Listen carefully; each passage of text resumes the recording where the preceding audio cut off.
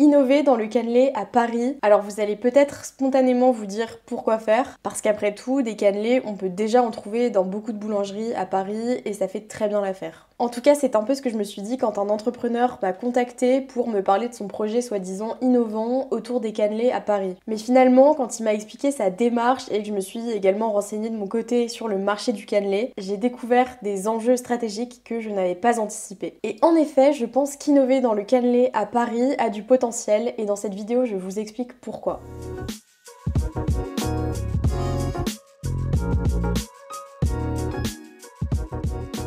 Pour commencer, voici un aperçu des acteurs qui se positionnent déjà sur le marché du cannelé à Paris. D'abord, on a des chefs pâtissiers tels que Thierry Marx qui proposent des cannelés certes de qualité mais à des tarifs assez chers. Ensuite, il y a plusieurs chaînes de boulangerie comme Pomme de Pin ou Paul. Le problème, c'est que la coque du cannelé est parfois un peu molle.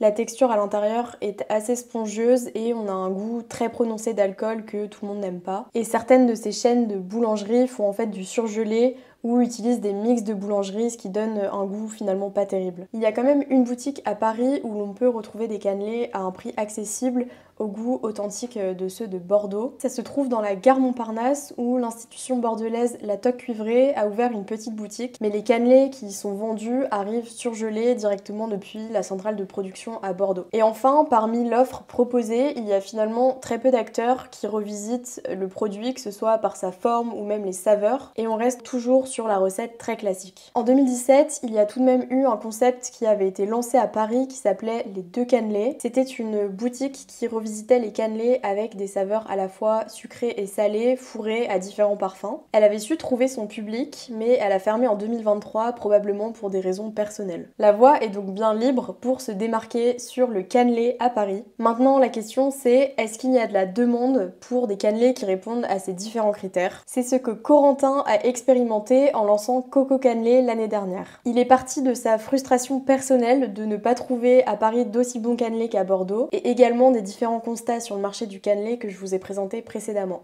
Salut, moi c'est Coco et je me lance dans les cannelés.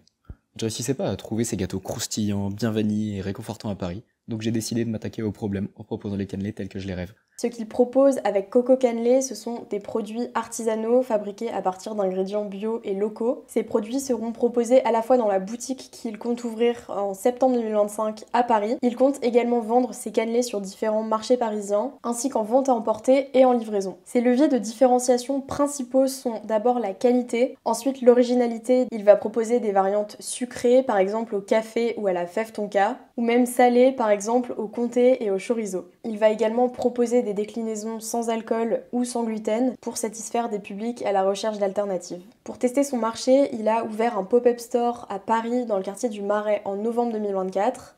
Pour les goûter, ça se passe chez Coco Cannelé, au 77 rue Charlot, du 4 au 19 octobre. Il y aura aussi des super thés et cafés torréfiés à Paris, donc n'hésite pas à passer pour goûter tout ça. Il a également participé au Salon du Chocolat. Aujourd'hui, c'est jeu concours Coco Cannelé pour le Salon du Chocolat de Paris, du 30 octobre au 3 novembre. À gagner, 2 invites pour aller te goûter un frais de bon chocolat et de tes cannelés préférés pendant la journée de ton choix. Et actuellement, il vend ses cannelés en ligne à des entreprises. Et tout cela a grandement confirmé l'appétence qu'il y avait pour son offre. À l'heure actuelle, il est à la recherche d'un local pour accueillir sa future boutique. En attendant, il commence la commercialisation sur 3 marchés parisiens et il lance sa campagne de crowdfunding pour compléter le financement de son projet.